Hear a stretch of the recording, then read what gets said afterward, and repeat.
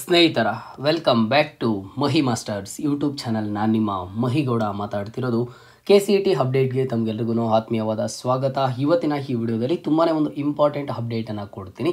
KCET 2024 first ರೌಂಡ್ನಲ್ಲಿ choice entry ಅಂದರೆ ಏನು, choice entry ಯಾಕೆ ಇಂಪಾರ್ಟೆಂಟ್ ಆಗುತ್ತೆ, ಇದನ್ನು ಯಾರೆಲ್ಲ ಕಂಪಲ್ಸರಿ ಮಾಡಬೇಕು ಅನ್ನೋದ್ರ ಬಗ್ಗೆ, ಆ್ಯಂಡ್ ಹಾಗೇನೂ ಸಹ ಯಾವ ರೀತಿ ಮಾಡಬೇಕು, ಏನೆಲ್ಲ ಇರುತ್ತೆ, ಕಂಡೀಷನ್ಸ್ ಏನಿದ್ದಾವೆ, ಎಲ್ಲದ್ರ ಬಗ್ಗೆನೂ ಸಂಪೂರ್ಣವಾದ ಮಾಹಿತಿಯನ್ನು ಇವತ್ತಿನ ಈ ವಿಡಿಯೋದಲ್ಲಿ ತಿಳಿಸ್ಕೊಡ್ತೀನಿ. ವಿಡಿಯೋನ ಕಂಪ್ಲೀಟಾಗಿ ವಾಚ್ ಮಾಡಿ. ಆ್ಯಂಡ್ ಹಾಗೇನೂ ಚಾನಲ್ಗೆ ಫಸ್ಟ್ ಟೈಮ್ ವಿಸಿಟ್ ಮಾಡಿದರೆ ಅಥವಾ ಇನ್ನೂ ಸಬ್ಸ್ಕ್ರೈಬ್ ಮಾಡ್ಕೊಂಡಿಲ್ಲ ಅಂತ ಅಂದರೆ ಈ ಕೂಡಲೇ ಚಾನಲ್ಗೆ ಸಬ್ಸ್ಕ್ರೈಬನ್ನು ಮಾಡ್ಕೊಳ್ಳಿ. ಆ್ಯಂಡ್ ಹಾಗೇನೂ ಮರಿದೆ ಒಂದೇ ಒಂದು ಲೈಕನ್ನು ಮಾಡಿ.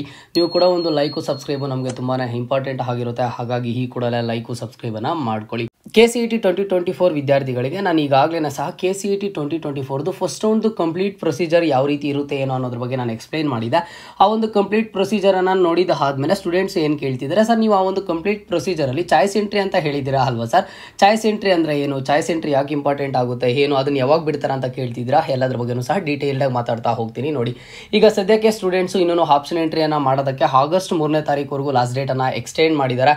ಈಗ ಆಗಸ್ಟ್ 3ನೇ ತಾರೀಕುವರೆಗೂ ನೀವು ಒಂದು ಆಪ್ಷನ್ ಎಂಟ್ರಿಯನ್ನು ಮಾಡ್ಕೋತೀರಾ. ಅದಾದಮೇಲೆ ಒಂದು 3 ದಿನ ಆದಮೇಲೆ ನಿಮಗೆ ಮಾರ್ಕ್ ಅಲಾಟ್ಮೆಂಟ್ ರಿಸಲ್ಟ್ಸ್ ಬರುತ್ತೆ.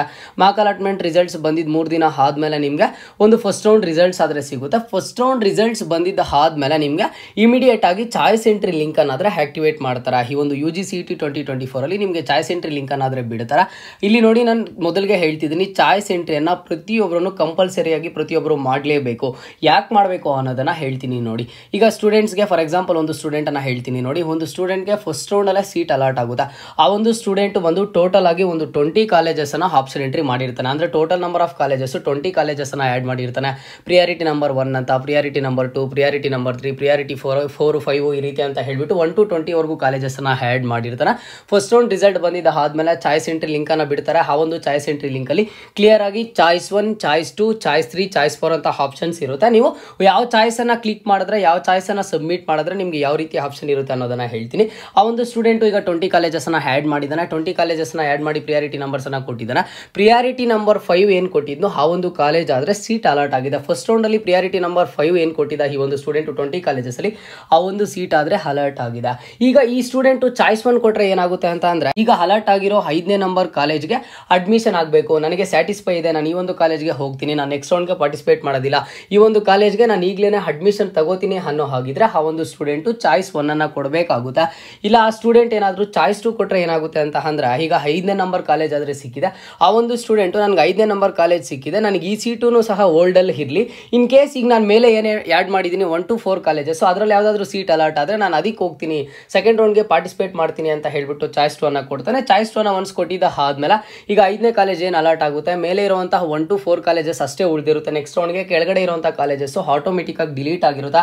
ಆ ಒಂದು ಸ್ಟೂಡೆಂಟ್ಗೆ ನೆಕ್ಸ್ಟ್ ರೌಂಡಲ್ಲಿ ನೋಡ್ತಾರೆ 1 to 4 ಕಾಲೇಜಸ್ಸಲ್ಲಿ ಯಾವುದಾದ್ರೂ ಸೀಟ್ ಅಲಾಟ್ ಆಗುತ್ತಾ ಅಂತ ಹೇಳ್ಬಿಟ್ಟು, ಇನ್ ಕೇಸ್ ಯಾವುದಾದ್ರೂ ಸೀಟ್ ಅಲಾಟ್ ಆದರೆ ಅದನ್ನು ಅಲ್ಲಿ ಅಲಾಟ್ ಮಾಡ್ತಾರೆ. ಇಲ್ಲ ಅಂತ ಅಂದರೆ ಈಗ ಫಸ್ಟ್ ರೌಂಡಲ್ಲಿ ಏನು ಸಿಕ್ಕಿರುತ್ತೆ 5ನೇ ನಂಬರ್ ಕಾಲೇಜು, ಅದೇ ಕಾಲೇಜಿಗಾದರೆ ಮತ್ತೆ ಸೆಕೆಂಡ್ ರೌಂಡಲ್ಲಿ ಹೋಗ್ಬೋದು ಆಗಿರುತ್ತೆ. ಓಕೆನಾ, ಸೀಟ್ನ ಹೋಲ್ಡ್ ಮಾಡೋದು ಅಂದರೆ ಈ ರೀತಿ ಆಪ್ಷನ್ ಇರುತ್ತೆ. ಆ್ಯಂಡ್ ನೆಕ್ಸ್ಟು ಈಗ ಆ ಒಂದು ಸ್ಟೂಡೆಂಟು ಚಾಯ್ಸ್ 3 ಕೊಟ್ಟರೆ ಏನಾಗುತ್ತೆ ಅನ್ನೋದನ್ನು ಹೇಳ್ತೀನಿ. ಈಗ ಒಂದು ಸ್ಟೂಡೆಂಟ್ಗೆ 5ನೇ ನಂಬರ್ ಕಾಲೇಜ್ ಆದರೆ ಅಲರ್ಟ್ ಆಗಿದೆ, ಚಾಯ್ಸ್ 3 ಕ್ಲಿಕ್ ಮಾಡಿದ್ರೆ ಅಂತ ಅಂದರೆ, ಈಗ ಅಲರ್ಟ್ ಆಗಿರುವಂಥ ಕಾಲೇಜ್ಗೆ ನನಗೆ ಹೋಗೋದಕ್ಕೆ ಇಷ್ಟ ಇಲ್ಲ, ಈ ಒಂದು ಕಾಲೇಜ್ ನನಗೆ ಬೇಡ ಅಂತ ಹೇಳ್ಬಿಟ್ಟು ಆ ಒಂದು ಸ್ಟೂಡೆಂಟು ಚಾಯ್ಸ್ 3 ಕೊಡ್ತಾನೆ. ಚಾಯ್ಸ್ 3 ಕೊಟ್ಟಾಗ ಈಗ ಅಲರ್ಟ್ ಆಗಿರುವಂತಹ 5ನೇ ನಂಬರ್ ಕಾಲೇಜ್ ಏನಿದೆ ಆ ಒಂದು ಕಾಲೇಜ್ ಡಿಲೀಟ್ ಆಗುತ್ತೆ. ಆ್ಯಂಡ್ ನೆಕ್ಸ್ಟ್ ರೌಂಡ್ಗೆ ಪಾರ್ಟಿಸಿಪೇಟ್ ಮಾಡ್ತಾನೆ. ಆ ಒಂದು ಕಾಲೇಜ್ ಬಿಟ್ಟು ಉಳಿದಿರುವಂತಹ 1 to 19 ಕಾಲೇಜಸ್ ಏನಿರ್ತವೆ ಆ ಒಂದು ಕಾಲೇಜಸ್ಸು ನೆಕ್ಸ್ಟ್ ರೌಂಡಿಗೆ ಆದರೆ ಇರ್ತವೆ. ಓಕೆನಾ, ಈಗ ಚಾಯ್ಸ್ 3 ಕೊಟ್ಟಿದ್ದಾನೆ ಅಂತಂದರೆ ಯಾವ ಸೀಟ್ ಅಲಾಟ್ ಆಗಿರುತ್ತೋ ಆ ಒಂದು ಸೀಟ್ ಮಾತ್ರ ಡಿಲೀಟ್ ಆಗುತ್ತೆ. ಇದ್ರ ಬಗ್ಗೆ ನಿಮಗೆ ಕ್ಲಾರಿಟಿ ಆದರೆ ಇರಲಿ. ಆ್ಯಂಡ್ ನೆಕ್ಸ್ಟ್ ಚಾಯ್ಸ್ 4, ಈ ಒಂದು ಚಾಯ್ಸ್ 4 ಕೊಟ್ಟಿದ್ದಾನೆ ಅಂತ ಅಂದರೆ, ಏನಿಲ್ಲ ನನಗೆ ಈ ಒಂದು ಕೌನ್ಸ್ಲಿಂಗೇ ಇಷ್ಟ ಇಲ್ಲ, ನನಗೆ ಸಿಕ್ಕಿರುವಂಥ ಸೀಟೂ ಇಷ್ಟ ಇಲ್ಲ, ನಾನು ಈ ಒಂದು ಕೌನ್ಸ್ಲಿಂಗ್ ಮೂಲಕನೇ ಅಡ್ಮಿಷನನ್ನು ತಗೊಳ್ಳೋದಿಲ್ಲ, ನಾನು ಯಾವುದಾದ್ರೂ ಬೇರೆ ಕೋರ್ಸಸ್ಗಳಿಗೆ ಜಾಯ್ನ್ ಆಗ್ತೀನಿ, ನಾರ್ಮಲ್ ಡಿಗ್ರಿಗೋ ಅಥವಾ ಬೇರೆ ಅಂತ ಹೇಳ್ಬಿಟ್ಟು ಈ ಒಂದು KEA ಕೌನ್ಸ್ಲಿಂಗ್ ಇಂದಾನೆ ಸಹ ಎಕ್ಸಿಟ್ ಆಗ್ಬೋದು. ಚಾಯ್ಸ್ 4 ಕೊಟ್ಟರೆ ಕೇವಲ 4 ಆಪ್ಷನ್ಸ್ ಅಷ್ಟೇ ಇರ್ತವೆ, ಚಾಯ್ಸ್ 1, ಚಾಯ್ಸ್ 2, ಚಾಯ್ಸ್ 3, ಚಾಯ್ಸ್ 4 ಅಂತ ಹೇಳ್ಬಿಟ್ಟು ನಾನು ಈಗಾಗಲೇ ನಿಮಗೆ ಸುಮಾರು ವೀಡಿಯೋಸಲ್ಲಿ ತಿಳಿಸ್ಕೊಟ್ಟಿದ್ದೀನಿ. ಇವತ್ತು ಸಹ ನಿಮಗೆ ಡೀಟೇಲ್ಡಾಗಿ ಅರ್ಥ ಆಗೋ ಥರ ಹೇಳಿದ್ದೀನಿ. ಆ್ಯಂಡ್ ಹಾಗೇನು ನೋಡಿ, ಈ ಒಂದು ಚಾಯ್ಸ್ ಎಂಟ್ರಿ ಬಿಟ್ಟಿದ್ದ ಆದಮೇಲೆ ಪ್ರತಿಯೊಂದು ಸ್ಟೂಡೆಂಟು ಕಂಪಲ್ಸರಿಯಾಗಿ ಚಾಯ್ಸ್ ಎಂಟ್ರಿಯನ್ನು ಮಾಡಲೇಬೇಕು. ನಿಮಗೆ ಸೀಟ್ ಅಲರ್ಟ್ ಆಗಿ ನೀವು ಚಾಯ್ಸ್ ಎಂಟ್ರಿ ಮಾಡಿಲ್ಲ ಅಂತಂದರೆ ಅಲರ್ಟ್ ಆಗಿರುವಂಥ ಸೀಟನ್ನು ಸಹ ವೇಸ್ಟ್ ಆಗುತ್ತೆ.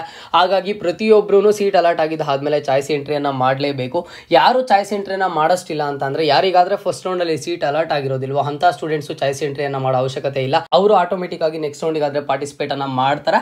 ಅವರಾದ್ರೆ ಈಗ ಯಾರಿಗಾದರೆ ಫಸ್ಟ್ ರೌಂಡಲ್ಲಿ ಸೀಟ್ ಅಲರ್ಟ್ ಆಗಿರಲ್ವೋ ಅಂತಹ ಸ್ಟೂಡೆಂಟ್ಸ್ ಆದರೆ ಚಾಯ್ಸ್ ಎಂಟ್ರಿಯನ್ನು ಮಾಡುವಂಥ ಅವಶ್ಯಕತೆ ಇರೋದಿಲ್ಲ.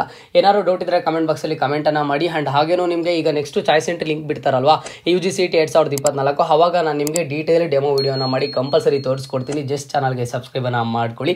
ಇದರಲ್ಲಿ ಏನಾದರೂ ಡೌಟ್ ಇದ್ದರೆ ಕಮೆಂಟ್ ಬಾಕ್ಸಲ್ಲಿ ಕಮೆಂಟನ್ನು ಮಾಡಿ. ಆ್ಯಂಡ್ ಇದೇ ಥರದ ಎಲ್ಲ ಹೆಚ್ಚಿನ ಅಪ್ಡೇಟ್ಸ್ಗಾಗಿ ಮಹಿ ಮಾಸ್ಟರ್ಸ್ ಯೂಟ್ಯೂಬ್ ಚಾನಲನ್ನು ಈ ಕೂಡಲೇ ಎಲ್ಲರೂ ತಪ್ಪದೆ ಸಬ್ಸ್ಕ್ರೈಬನ್ನು ಮಾಡ್ಕೊಳ್ಳಿ.